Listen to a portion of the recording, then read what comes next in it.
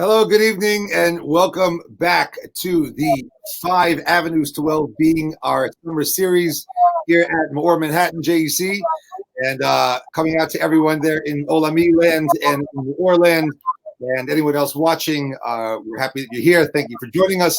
Tonight is the third installment of the 5-part series, and I'm here myself, Rabbi Shmuel, coming to you live from the Catskills, and my brother, Rabbi Dr. Yosef Lynn, live from Jerusalem, and we can't wait to get going.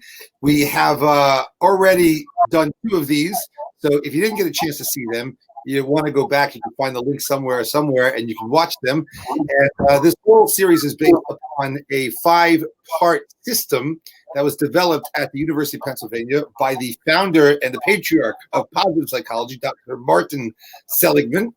And it is split into, or the question is, of course, what is the secret to positivity, to happiness in life, to longevity, to health, to like all the opposite of what stress does to a human being and does everyone else around the human being? And can you actually build? Is there a science to it?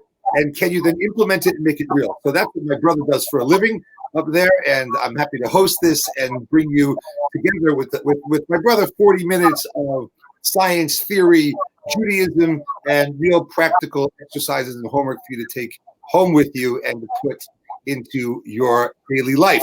Okay, so these are the 5 elements. They go like this. PERMA, you can remember PERMA: positive emotions, engagement, these things we did, the positivity that comes from emotional pleasures, from physical pleasures, from the general input of positive experience, which creates reality in your framework change. And we spoke about giving charity, and we spoke about gratitude. And last week we did engagement, which is very unique, which is about using something called flow, where you are exercising and harnessing your talents and you're fully engaged in something and you feel like you are in the zone. And the more you're in the zone, the active person you're going to be, the more you're going to feel fulfilled, and the more everything's going to resonate. Tonight we'll be talking about positive relationships, and the final 2 are meaning and accomplishment in the weeks to come. Okay, so positive psychology today is used in many different arenas: therapy, positive education, military training, positive health, consulting. It is used in the military quite uniquely for resilience training. Okay, how you wouldn't think that would be the case, but a general ability to up your game in your positivity actually creates an amazing shield, fortress of resilience, which could benefit you in the military, but it's going to benefit you in every other area when you're dealing with slings and arrows coming at you from all different directions. And but really what we feel we're doing here is positive psychology intervention in order to go into your lives and our lives as well, and really see what we can fix over here. Okay, Michael, I'm just going to ask our technical advisor here. We have an echo, I think, coming from my brother's room over there. If we could try to fix it, that'd be fantastic. Okay, let's get into it. Tonight we're talking about relationships. Now, this is like, okay, we all get this, and our life is built around it.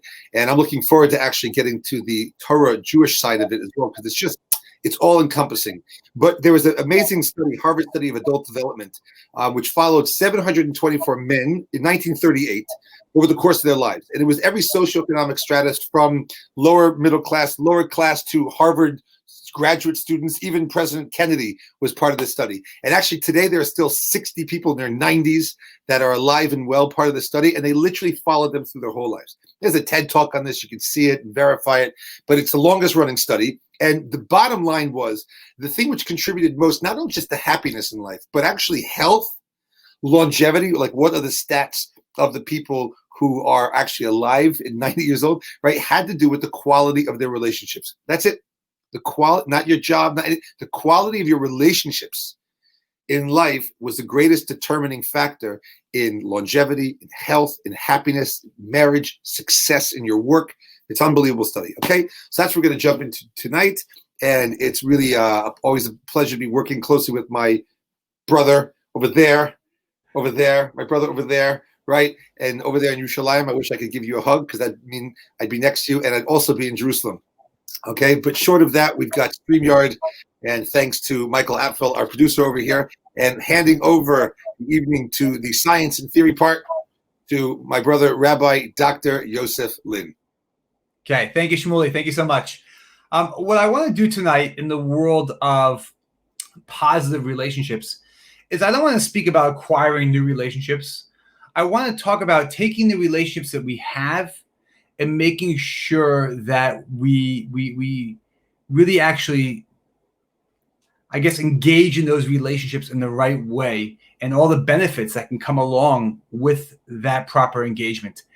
And what I want to really kind of focus on tonight is I want to focus on two very, very powerful tools that I try and use all the time myself, that are alive in the world of positive psychology, that are really there to help you make your current relationships come alive in a totally different manner. So the first I want to go into is what's called active constructive responding. Okay, here you are, better known as the world of ACR. This is out of UCLA, all of this research, and it's actually quite amazing. And what it speaks about is something which is something that we're involved with nonstop. But let's take a step back. There's a concept called capitalization. This is not a financial concept. This is an idea that people all the time have good news in their life. And there's a lot of research that people, when they have good news in their life, that most people want to share that good news. And this idea is that there's a lot of benefit. There's a lot of research which shows benefit that comes out in your life when you share that good news with other people. Okay? It's a beautiful concept. Capitalization, wonderful, share good news. But what I want to go into is the point that I want to speak about tonight, which is, does it matter how we respond to that good news? And the answer is yes. And how we respond when people share good news with us can have a huge impact on our relationships, both in a very positive way and in a very negative way. And the response matters tremendously. And what I want to try and do here is I want to give you a little bit of a taste of what could some different responses look like when a person shares good news with you. So there's basically kind of there's four kind of quadrants of ways of how you can respond. And I'm a terrible actor. If you're looking for acting, you can go speak to my brother based on his Hollywood career. But I'm going to just try and take you through that in this whole world of ACR, there's basically four options of how you can respond when someone shares good news with you. So I'm going to do my best here to kind of speak it out. So the first one is called active constructive. Okay? And I'm going to set it up, the basic example, and then we'll use this example for the other three. The basic example is going to be someone comes, let's use myself. I come in and I share good news with someone about, hey, you're never going to believe it. I got this job promotion I've been looking into. This thing finally came through. Okay, so that's going to be the example we're going to use. So active constructive responding, ACR, which we're focusing on tonight, is going to deal with how that person is going to respond to my good news. Okay, so let's give it a shot. I come in, hey, you'll never believe it. I got this great promotion. I'm really excited about it. And don't forget, I'm sharing with someone who I'm close to, someone who I want to share the information with, not just anywhere I want to, just with a random person.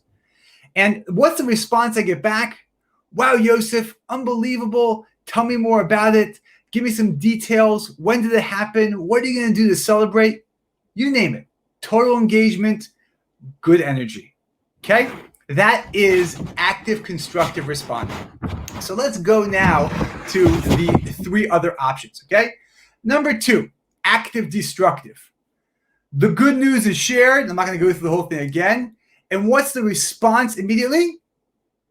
Why is the promotion good for you? Do you think it's going to impact your family in a positive way? How are you going to be able to deal with all the stress and now you have to travel so much? And all of a sudden, what happens is a launch of attacks. Now, they may be very valid questions that need to be answered, but that's not the moment for them. And all of a sudden, the response you're getting right now with this active destructive is boom, questions thrown right back at you that are attack questions that are very difficult and create a lot of tension.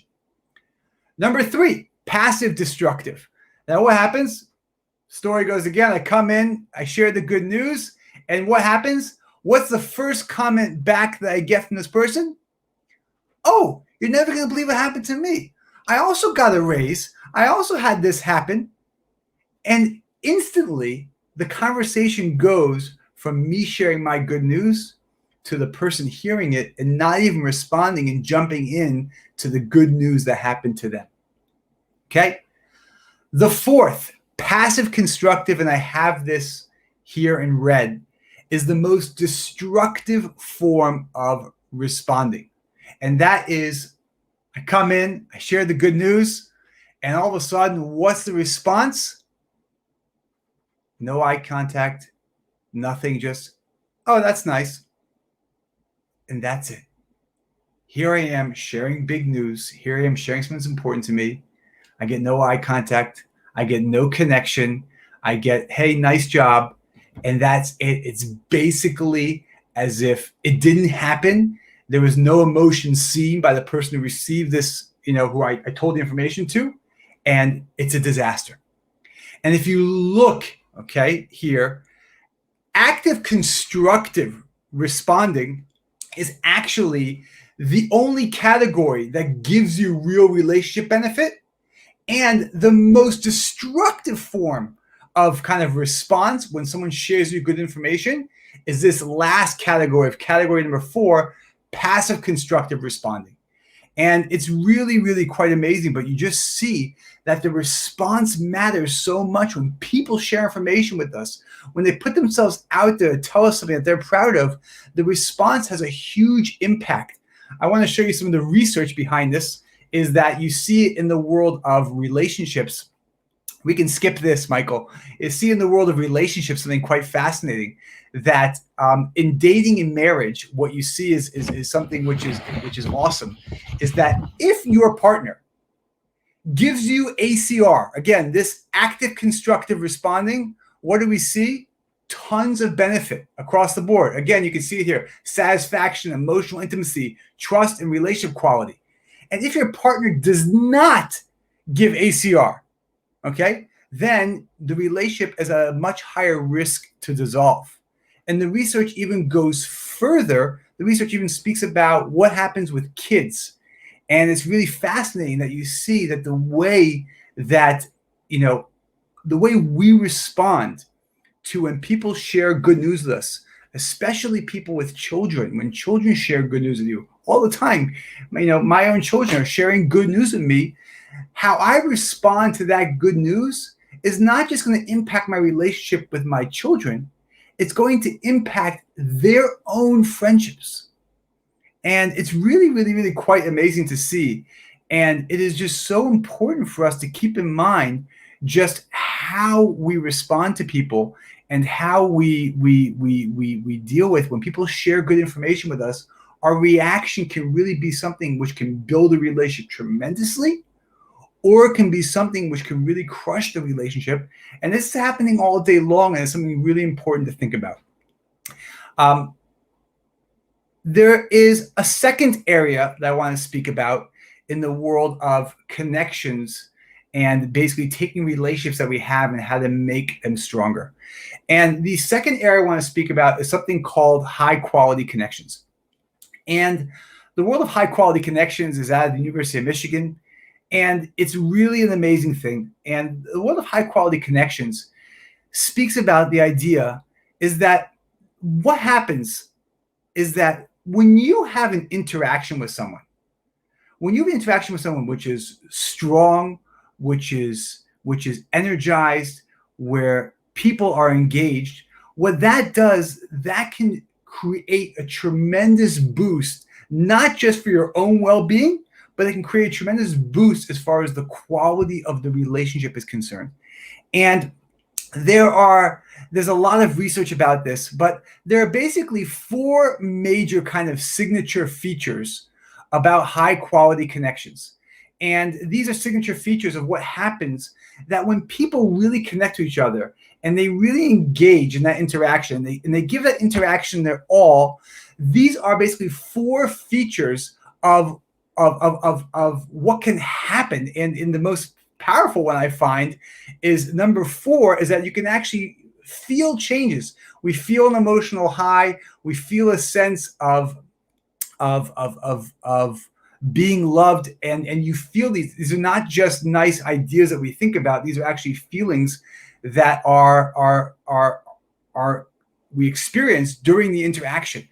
And this idea of a high quality connection is so important. We'll get there later in the show, but it is so easy to go through relationships throughout the day where you interact with people at about 70% capacity. And it can actually be quite depleting, is that you're in so many conversations, you have so many interactions throughout the day, and because you weren't fully engaged in them, on one end, you feel like you spoke to so many people, you connected to so many people. On the other hand, you don't feel like any of the relationships actually moved in a certain direction, or any of the relationships actually had any real positive moments to them. I'll share with you a small story to bring this point out. What I do here in Israel is I'm also the dean of students of an institution. And every year we have an alumni reunion in America. And for many years, the alumni reunion has always been a very difficult experience for me, because I go to this reunion and there are so many people I want to see, so many people I haven't had a chance to connect to, so many people that I just haven't spoken to. And I feel that I want to see everyone, I want to talk to everyone. And it's a very difficult thing. And what has happened over many years is I actually came back from these weekends, and I felt totally depleted. I felt that I had to spend a lot of time catching up, getting back to people, because we were cut off mid-conversation. And it actually became quite an overwhelming experience. And one year, a few years ago, I decided that I was going to really apply high-quality connections, and I did a lot of research into the topic. And I said that, okay, I'm going to this event. And I said to myself that when I'm at this event over the course of the weekend, I'm going to make sure that whoever I am speaking to, I'm going to be totally engaged. Not on my phone, not getting distracted by someone else who wants to interrupt the conversation, not paying attention to anyone, nothing. And I was going to spend time totally engaged. You can pull this slide off right now. I'm going to be totally engaged in this interaction and just be there. And what happened was something quite amazing, is that even though I didn't get to speak to everyone, and even though some people I didn't even get a chance to say hello to, the people who I did connect to, I felt that not only did the relationship actually grow based on our connection, but I actually walked away from the weekend feeling so energized from seeing all these alumni. The research out there in the world of high quality connections is awesome.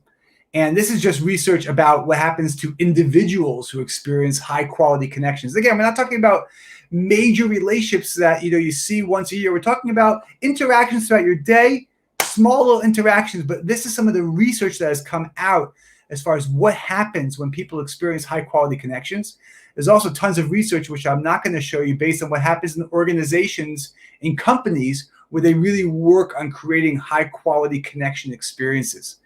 And there are different pathways of how to actually build a high quality connection. People function in different ways. And there's basically 4 pathways of how high quality connections can be built. We'll go to the next slide here. And these are the 4 that are brought down in the research, whether it is task enabling, respectful engagement, trusting, and playing.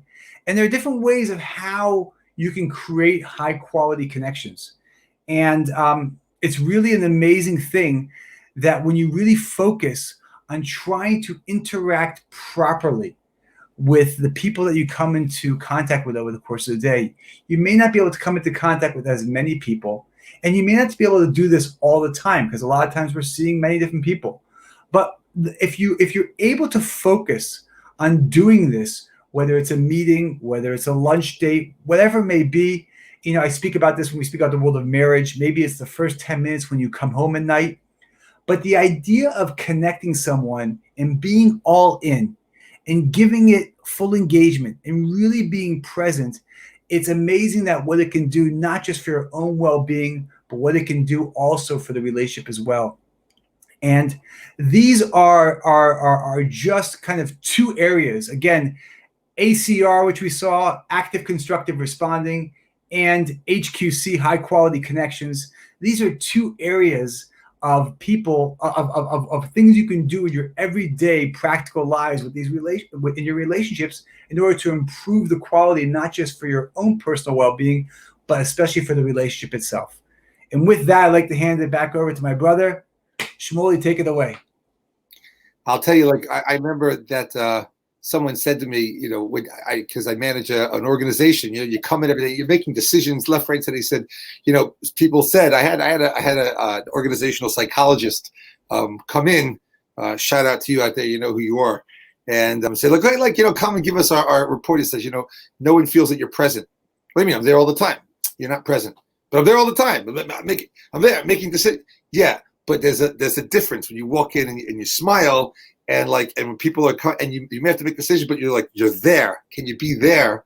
Right? It's a game changer. Okay. So that was awesome. Beautiful stuff. Like the quality of engagement, response is like, you don't think like that's your chance. Like the tennis ball comes to you, you got to hit it now. It's like, so beautiful ideas, like how you respond to people, the quality of engagement. I guess the best how's the acting? Not bad. The best marriage advice. I'm coming up on my 22nd anniversary. Was never walk in the door hungry for a man. Like never walk in with your stomach growling. Like get a Danish or something, before you walk in the door, because that first moment or a few moments or minutes of connection will set the tone for the rest of the night. If you walk in just like in the pantry, forget it, you're done. Okay, excellent. Those are ideas of really practical, good stuff. I'm going to take it to a different angle here, and let's look at what I think is the beauty of Judaism's emphasis on relationships in general, different kinds of relationships that you have, which all can use these tactics and these theories that you have. Of course, they all need that kind of instruction. But what's the beauty of it and the nature of relationships? Some of them that are very unique. Okay, so there are really 5. There's with a spouse, there's a mentor, there's a friend, there's community, and there's, of course, a relationship with God.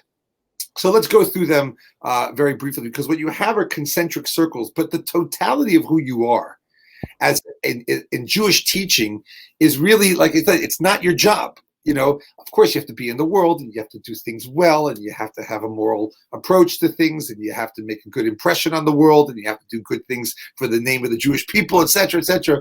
But like the totality really of who you are and where you're judged upstairs is in your relationships. So who are the people around you? You can come in with all your accolades and your CV, but upstairs they're going to say, like, I want to talk to your wife and kids and your coworkers and your friends and your neighbors. Okay, and it's really about, that's where you become who you are. And that's the most fundamental criteria. So let's look at some of these things, okay? There's, when it comes to marriage, and we should have a whole evening devoted to it. My brother and I are speaking about that. But let's be very clear. Day one, stages set of creation, you have what they call Adam and Eve, or Adam and Chava. But really, uniquely to everything in the world. Everything in the world, by the way, God created, there's a male and a female side to it.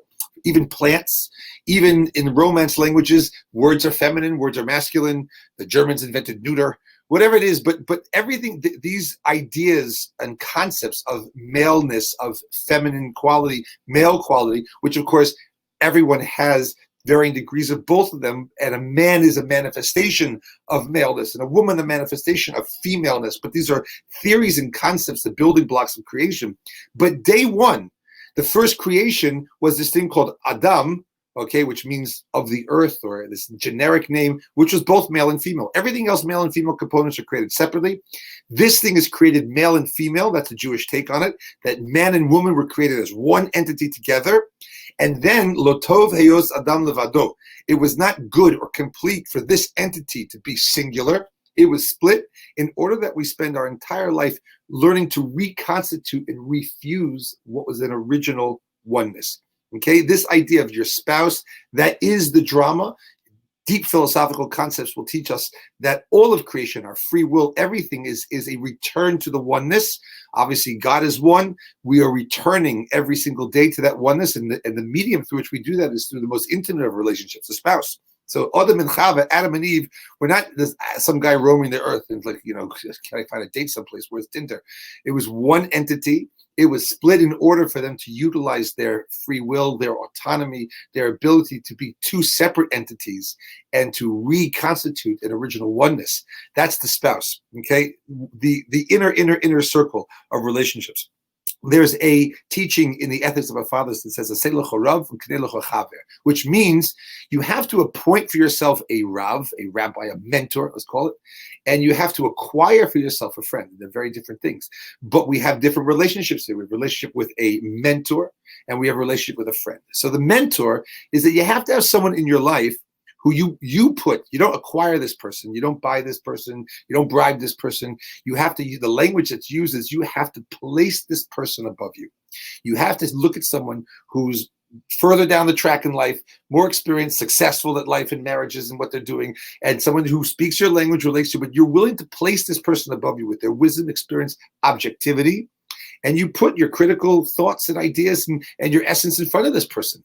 And you say to this person, okay, I'm going to tell you what I'm thinking, and you're going to tell me I'm thinking like an idiot, but it's a relationship that I'm going to trust. And you have to be the one to appoint that. It can't come and be superimposed upon you. Aseh lecha, it says in Hebrew. You have to make for yourself this mentor, this position above you, because you need that wisdom, that experience, that objectivity. Of course, from their perspective, it's got to be the care and the love for your success as well. But kanei lecha chaver, which means acquire for yourself a friend. The word for friend, chaver, is the same word as chibur. This thing that friendship is like, we'll talk about it in a minute about your friends on Facebook and these things like that. Like friendship is the real deal over here as Jews. You have a chaver, you have a person with whom you are intricately connected.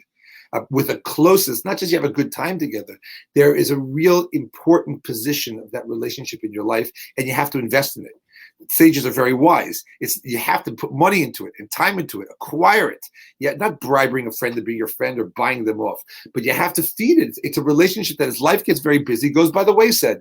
Okay, maybe you remember in your college days, you watch football with the guys back from the fraternity or something like that. But friendship is a way not to just go back into the past or escape from your life on a golf day. It's actually a relationship that needs tending to and can really bring tremendous amount of satisfaction and connection. It's word chaver, which means connection, chibur. Okay, now, this is amazing though, and I'm up in a bungalow colony, and you see it like the old days in the shtetl. I come out of my bungalow, and guess what? Everyone's coming out of their bungalow. And people are living their lives with each other, and there's something called community. And the worst thing is, and we'll talk about this in a second, is that we have fake communities, online community. But community really is a real thing where you live your life with people and you raise your children together and you experience life together and you're part of it. And there's a social component to it. There's an economic component to it. There's a social economic component. There's responsibility. There are charities and you're looking out for everybody and sharing each other's joys and funerals and marriages and all these things. But there's an amazing thing called the community. And there's a word in Hebrew for city, but city doesn't mean metropolis. The word ir in Hebrew is used as a city, but that really means it connotes your city, everyone in your environs. And as Jews, we're talking about your community. And it's the same root of the word litorer, which means to awaken. You're not alive. You're not considered woke unless you're actually part of a community and sharing on that level with other people. We're told that you have to be a shochen tov and not a shochen ra. What kind of neighbor you are. The word for neighbor, shochen, is the same word that's used for a dwelling. That God says, I'm your neighbor. You have to look at a neighbor. There's a certain relationship with a neighbor, and you have to invest in that also. And our sages teach us, make sure that you're called a good neighbor. That's like one of the things you have to strive for. Hello, my neighbors. I'm a good neighbor, right? Not State Farm, like a good neighbor there, right? No, you have to actually work on these type of relationships. And of course, the biggest one is the relationship upstairs, which we Jews have throughout history always touted as actually a real personal God. And that's what monotheism brought to the world, which is that you're not talking about a God that's out there and went on vacation and made a world like a paper mache thing and who cares what happens and give it to Greek gods and Roman gods or whatever. We've always said, no, you don't understand. Like me and God, like I don't need an intermediary. I don't need this and that. Like right here. And you're walking. There's a real personal relationship. In fact, very deeply, the world was set up in such a way where you have a spouse in order to teach you about that relationship upstairs. Even more so, you have children, God willing, even to teach you even more about that relationship upstairs. But when do we get to do all of this? Shabbat. I have to make the plug for Shabbat. When do you have a chance where the focus is exactly what the Harvard study says, that you want to be happy, you want to live a long time, you want to be successful, you want to focus on your relationships. When do you do that? On Shabbat. That's what you're supposed to do. On your spouse, on your children, on your family, on your friends, on this one upstairs, with your teachers who are giving you the Torah and the instruction and the lessons of life, with your neighbors, with your community. I mean, it's such a gorgeous experience, and it actually fits right into the single most powerful contributing factor to your longevity, health, happiness, success in all areas, job, profession, relationships, etc. Okay? Judaism begs us to cherish our relationships, to understand which ones are which and what's unique about each one, and to go for it with gusto and use the tactics that you can take from positive psychology, however you're going to get them. But know that they're there, and that's really who you are. You are the totality of the extent of the relationships you have in this world. Okay, now let's get back to my brother, bring him back on, and let's get into some practical sides of things. Okay? Okay, so Shmuel, I want to just get some practical things, but I want to take the conversation to a place which you said, which I think is so important here. Right. Just going back to what I was saying before, as far as some practical extensions, whether it's number one, the world of ACR, active constructive responding, I would tell people over the course of this week, over the next couple of days here through the weekend, be aware of how you respond when people share good news with you. Just try and be aware of that. Don't do anything about it. Just try and be aware of it. And number two, in the world of high quality connections, try over the next couple of days, try and have 3 interactions with 3 different people that are high quality connections. They don't need to be long. They don't need to be anything, but it's got to be 3 different times with 3 different people that you really feel like you gave it your all. And when you are done with that, just check yourself and see how you feel after that interaction.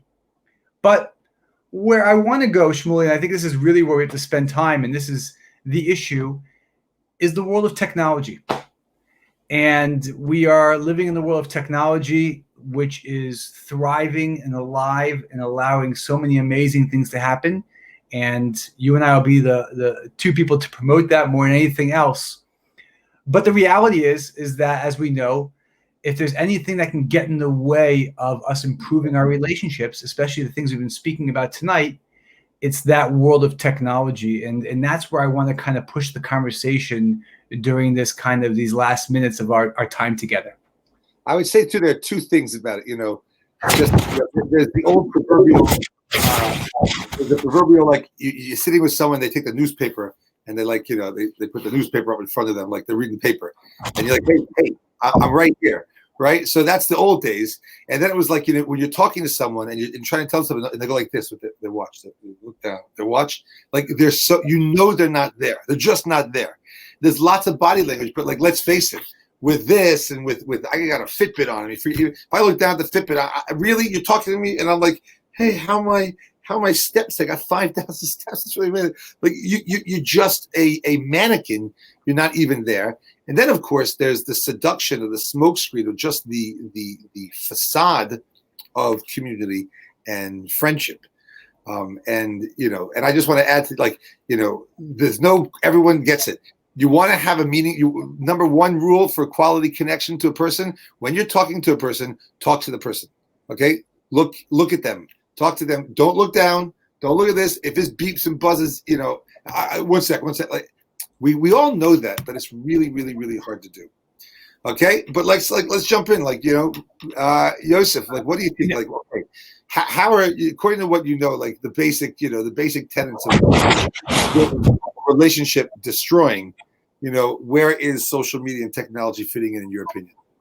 Well, I think that there are there are lots of places we can talk, but let's especially focus on our relationships that we have. What I really find is that, it's amazing, Shmuley, what you said before, what this psychologist said to you was that you weren't present. What's very fascinating is that when we communicate with people, there's a debate out there about when you communicate. There's a debate of, when I'm speaking to you right now, is it either 7% or 8% of our communication based on the words I'm saying? But really, everything else is I'm communicating you a different message via my body language, my tone of voice, etc. Yeah. You think that your words are the most powerful part of when you communicate, but it's actually the smallest part of our communication. Right. And it's amazing, by the way, when people say, when you realize someone's distracted, you say, did you listen to me? And they say, yeah, of course. And they can actually repeat that. See, I repeated everything you just said. Of course I was listening. And you know they didn't listen. They know they didn't listen. And then you've just now nosedived and kamikaze this relationship or this conversation by pretending that you listened, by using some audible memory playback device. So you can just repeat the last few words you said like a parrot. And really, 90% of your communication was saying, I'm not here, man. I'm going to be someplace else. And you're just yapping and you're kind of getting on my nerves. So the two major issues I see are, number one is that this is another thing that's holding us back from being able to communicate with people properly and to be able to totally engage.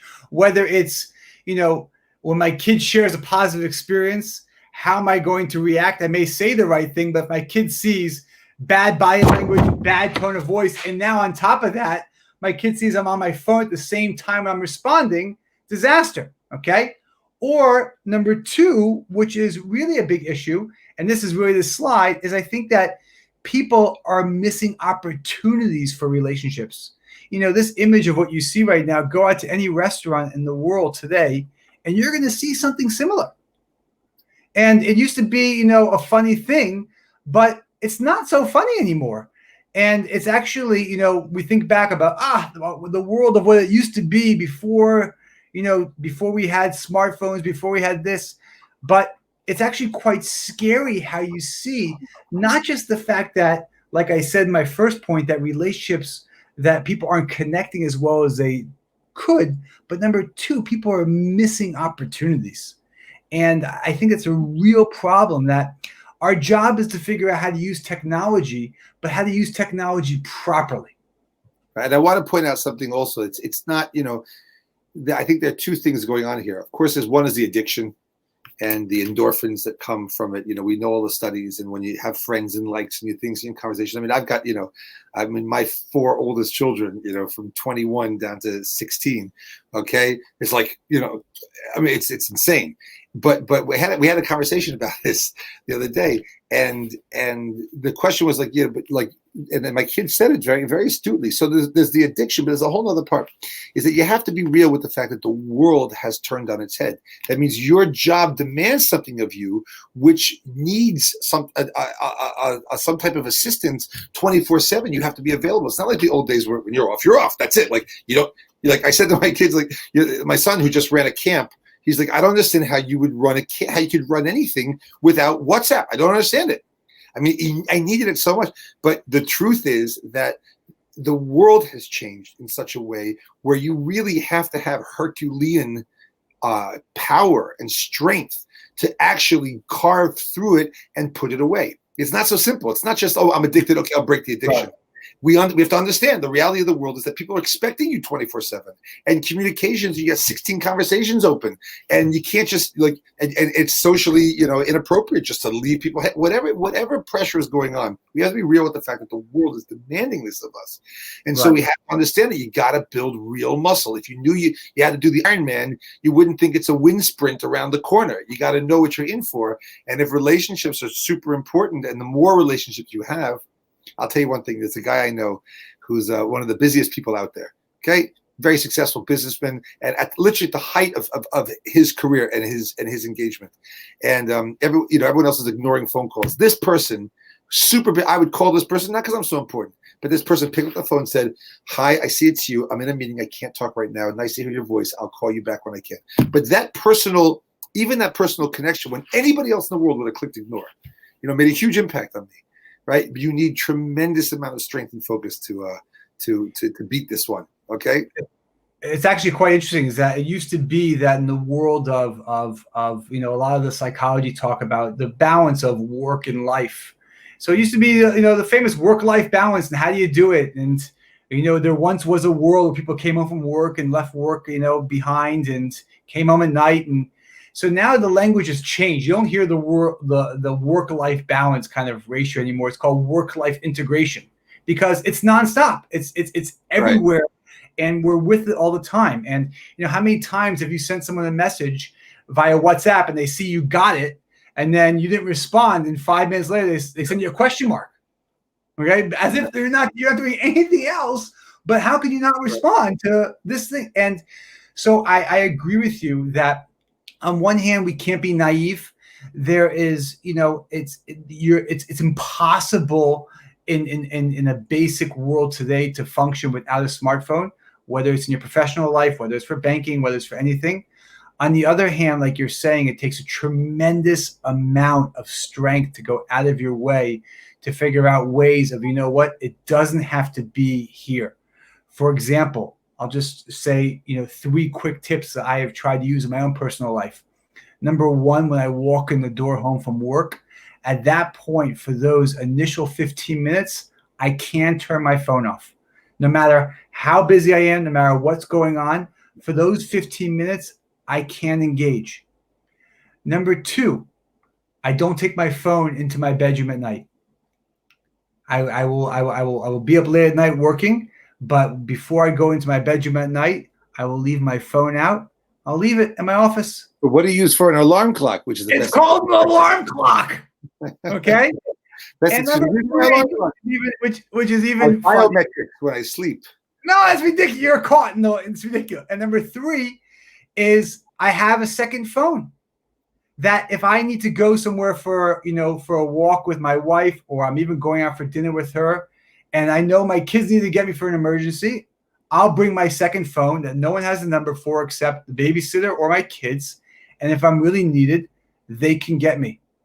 And we have to, that story you said is amazing and beautiful, but I think the more realistic things is find ways of how you can make sure that there are moments of where we can disconnect. And if we can find those moments and not just disconnect just to shut off, but disconnect to actually connect to something more, it can really be quite powerful. So that's exactly, we didn't plan this, Yosef, but that's how I wanted to end. So I'll end with that, what this thing of Kedusha, holiness is. But just before that, I'll say, like, maybe we should make a fund. If you're willing to turn your phone off, we'll buy you a flip phone like Adele had in the Hello video that no one knows the number except you give it to whatever it is. Like, we should make a fund like that. But you got to make the greatest plug in the world. Now, ready? I don't care how religious you are out there. Okay, that's your business between you and God or you and whatever. Okay, but in the world of cultural appropriation, don't steal my culture. So you got to be careful what you wear and everything, because someone's going to come at you. That's my culture. Let me tell you something. If you're watching this, you're probably Jewish. Okay, I don't know why else. You're probably Jewish. 2 rabbis on the screen, right? Okay, and if you're not good, then you can listen also. But you got this thing called Shabbat. I don't understand. This is our culture. You turn off. It's like the anthropic principle of normalcy and sanity and health that 3,500 years ago we invented, or God gave us this mitzvah, this commandment of Shabbat that would somehow manifest itself thousands of years later in turn the stupid thing off and put it away. You understand what it is for me? I've got 8 kids and like teenagers, and like we sit around for 25 hours, a whole community of people, the whole community gone. So forget about religion. I'm just saying, just like you've got this thing in your treasure chest. If you eat a bagel and you like matzo ball soup and you go to a Passover Seder or light a Hanukkah menorah, this should be even more prominent in your life.